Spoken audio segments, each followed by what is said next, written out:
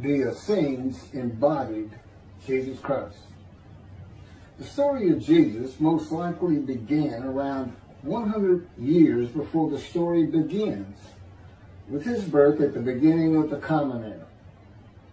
The first written version of the story is the Gospel of Mark that dates from 70 Common Era, about 40 years after the story says Jesus died.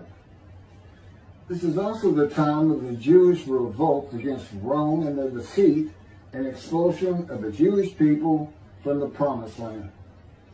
The knowledge of the Hebrew Bible in a time of illiteracy indicates that the Gospel of Mark was written by rabbis, or very learned men in Judaism.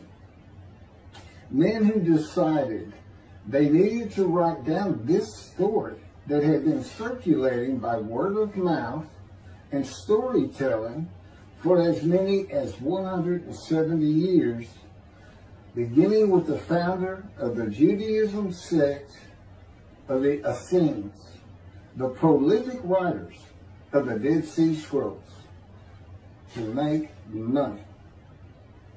Their temple, homes, and country were gone, and it was desperate times for the Jewish people. The name of the founder of the Essenes was with a capital T, the teacher of righteousness. That was his name, the teacher of righteousness. Meaning he was believed to be the man described in Isaiah 53 who makes the many righteous. The man Jesus claimed to be.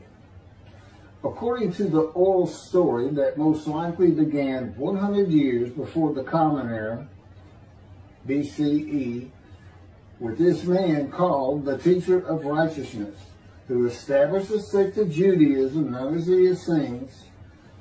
This teacher of righteousness who fought with a wicked priest. All this information is in the Dead Sea Scrolls. Fought with a wicked priest. Did not like the way the temple was being run.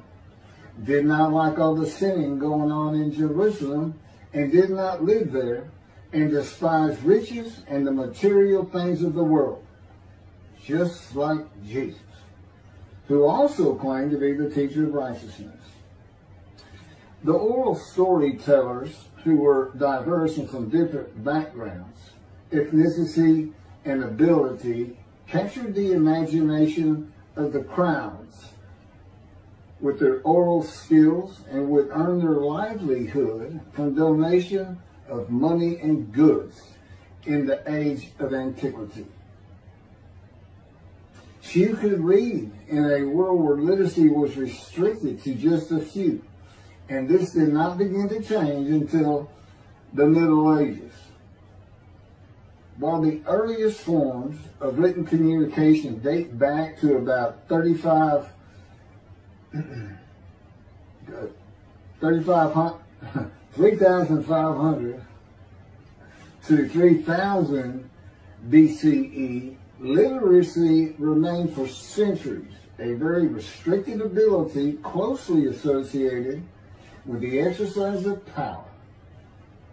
Schools in ancient Israel, if any existed, served only the sons of the rich and the religious elite. Storytellers in general would be very learned men, captivating the imagination of the crowds at the gates and the meeting places of Jerusalem, with tales that people of a harsh and brutal time wanted to believe in.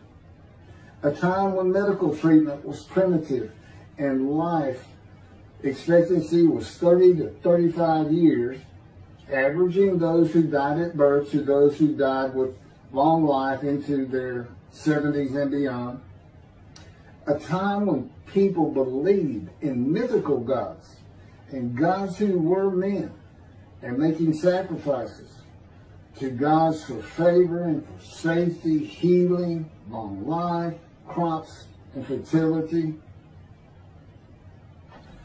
The Dead Sea Scrolls are generally thought to have been produced by the Essenes No one really doubts it anymore. And the Essenes are a group that protested the way the temple was being run. Many of the Essenes went to the cliffs and the caves east of Jerusalem by the Dead Sea, known as Qumran, to prepare the way of the Lord, following the commands of the prophet Isaiah.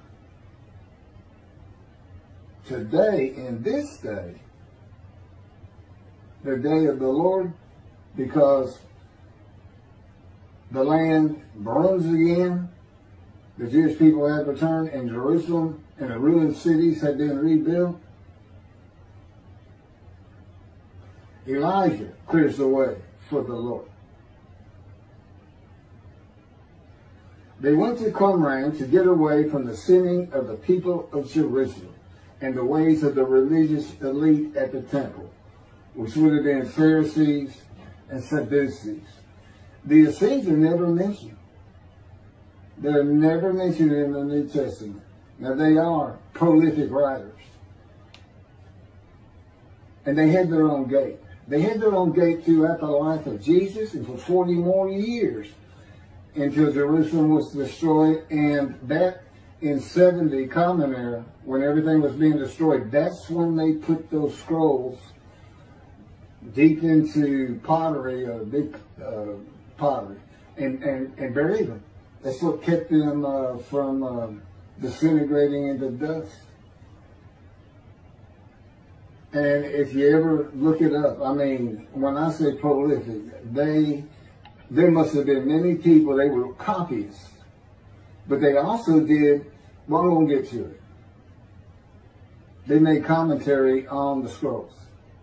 One of the first leaders of the Qumran community, again, was the teacher of righteousness, identified in the Damascus document and the Habakkuk Pesher. A Pesher is a type of commentary in Hebrew. In the Pesher literature, the teacher of righteousness is presented as a founding figure who directly clashed with an opponent called the wicked priest. Of course, we all know what Jesus went through with the religious elite, Sadducees, Pharisees, and the high priest. This was the wicked priest in his day, 100 years before the birth of Jesus. The man described in Isaiah 53 is often referred to the teacher because of verse 11, where God says, verse 11 of chapter 53 of Isaiah, where God says, "My righteous servant makes the many righteous." The teacher of righteousness and his followers left a library of information on his teachings, himself, and Scripture, and would seem to be the first of many men to claim or to be claimed by others that the man described in Isaiah 53. Jesus is not even the last. No, he's not, but I mean, he's not even the last. The Hebrew noun pesher is found in the Hebrew of the Qumran scrolls in the sense of meaning, explanation, interpretation. It is similar to a midrash in the Talmud. Various biblical texts were deemed prophetic and were subjected to pesher interpretation even when appearing in non-prophetic literary context. The copy of the pesher of Isaiah dates to the beginning of the 1st century Common Era. The pesher of Habakkuk attributes this technique to the founder of the community, the teacher of righteousness. In other words, this pesher was written during Jesus' life. And they had their own gate, the gate of the Essenes. The Qumran sect, like the broader Jewish movement from which it sprang, took a critical view of the established orthodoxy of its time, believing Israel to be under divine judgment, regarding itself as the true remnant of Israel and awaiting its imminent vindication at the, quote, end of days. At the end of days, evil would cease, the wicked would be destroyed, and the righteous would live under a divine blessing. This is not unlike the teachings in Judaism today of a redemption, restoration, and exaltation of the Jewish people by the world of Gentiles, the nations, with peace throughout the world. When the anointed one comes, the anointed one means Moshiach. The New Testament will say Messiah, but it just means anointed to do a task for God. And that would be from chapter 11, verses 1 and 2 of Isaiah.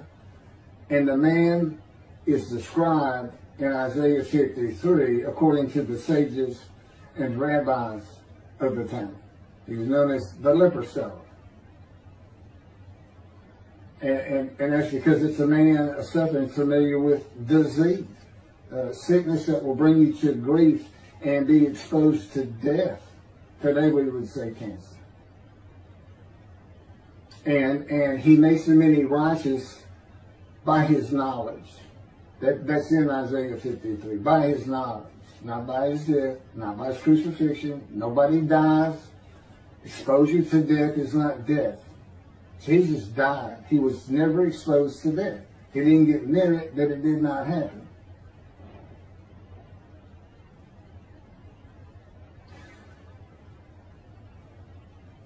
This time that the Essenes were waiting upon, that they thought was imminent, did not happen for them.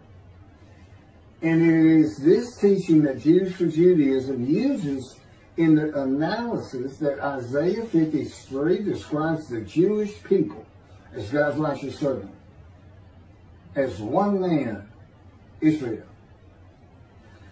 The persecution of the Essenes and their leader, the teacher of righteousness, probably elicited the sect's apocalyptic visions. These included the overthrow of the wicked priests. Jesus pointed an accusing finger at the high priest and told him, "You shall see me return." Oh, it sounds threatening to me. The wicked priests of Jerusalem and of the evil people, and in the dawn of the Messianic age, the recognition of their community as the true Israel. Josephus Flavius describes this sect, the Essenes. This is a man living at the time. People wrote back then, but you can't find anything written by Jesus or about Jesus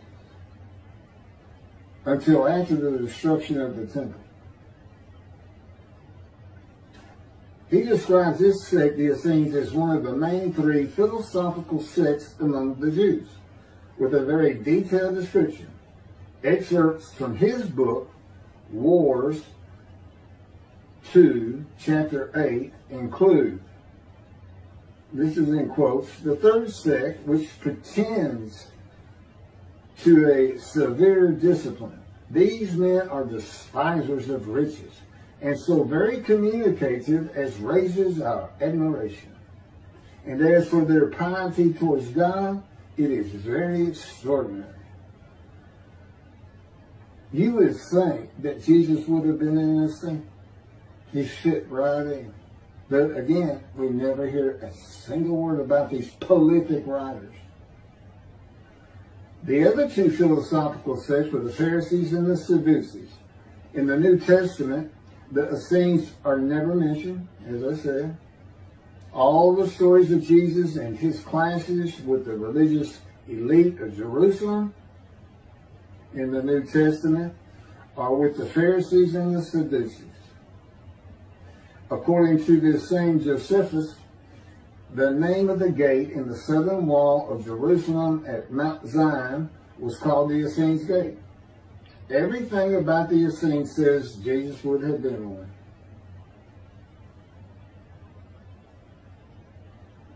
Peter and Paul, disciples later called apostles of Jesus, all said Jesus was the fulfillment of Isaiah 53. and the teacher of righteousness. All of Christianity does today. The Essenes, again, were writers and copyists and had their own gate in the southern wall of Jerusalem. The founding leader claimed to be the righteous servant, so did Jesus. It is impossible to believe that the Essenes had not heard of Jesus. It is impossible to believe they would not have gone to Jesus to question him and verify the stories around him and his claim of being God's righteous servant and right about him. Because they believed that their founder was the Moshiach and that the end times were coming. Moshiach, anointed one, described in Isaiah 53. They were great followers of the things Isaiah had to say, and there's a picture written on it during the life of Jesus. It's impossible to believe it.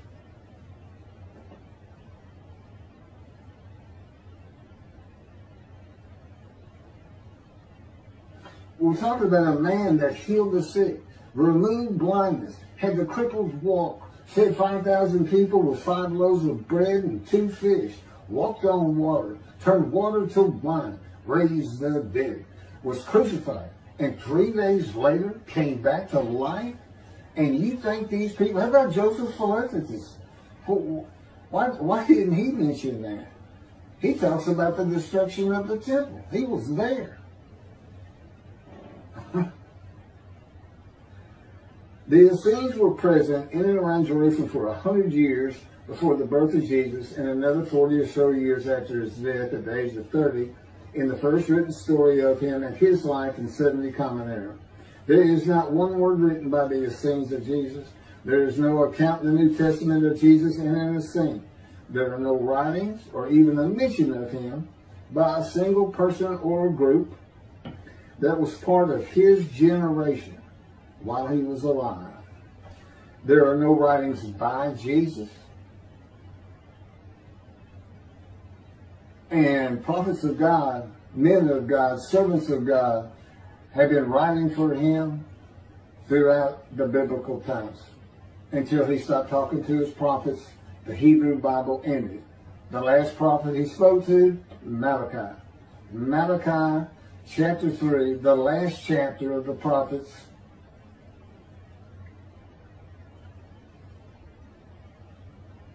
writes for God the prophetic announcement that he will return. He's going to come back. I've already talked about the 5 prophecies of Jesus of when he will return, and every single one of them was false. He didn't return in his generation, sons of those who pierced him with the spear on the cross. He says in the Revelation on the first page, verse 7, those who pierced me with the spear shall see me return. I'm coming back quickly.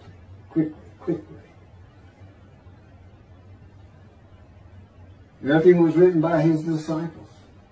There are no writings by Herod or Pilate or any Roman newspaper, poem, or book of this man who healed the multitudes, fed the poor, walked on water, raised the dead, turned water to wine, was crucified and rose from the dead to human life, and then rose to heaven. That's where he's supposed to be returning from. While there are 3 Gospels under the names of 3 disciples, they are all considered pseudepigrapha. In Greek, that means falsely attributed. Writings which were attributed to authors who did not actually write them. And they were all written long after the death of Jesus, these Gospels, full of quotes and teachings from Jesus himself. Quoted parables, long speeches, Sermon on the Mount, long sermons that could not be accurate if passed by word of mouth. There is only one answer. The Essenes themselves, these writers and the storytellers of the day, have put this story together. And even though the writers of the gospel knew full well these rabbis were learned men of the Hebrew Bible, they knew it didn't really fit. But you know what else they knew? Nobody could verify it. Nobody could check them. Nobody could check them. Now, I just did a video on the deceptions. The deceptive, well, it covers just Matthew. And there's 3 different stories of him and deceits in every one of them that you can go look up now. You can verify these things I'm saying. I'm quoting them. I give the chapters, the books they come from. You can see Jesus chains, circulating, verses 9 and 10, the verses, from riding an ass into Jerusalem and being crucified, as Jesus said all the prophets said of him, to what the prophet actually said. You can go look at it. He said he's going to go and defeat Rome, defeat the enemy in Rome, which in Jesus' time, in Jerusalem, and be king of the world, which at the time would have been the nations of the Middle East. And he would tell them all to surrender. That's actually, yeah, that's part of the verse itself, verse 10. And he would defeat the enemy and have the nations surrender and be king from sea to sea, lands into ocean. I mean, you can't get more deceitful than that. You can't lie greater than that. You're manipulating Scripture, God's holy word, manipulating it, deleting a verse 10, telling your disciples, you know, tell everybody these things. That's why he's telling them. Tell everybody these things. I'm going in. They're going to kill me. Okay. That's what the prophets say. Don't forget. And that's what he's doing.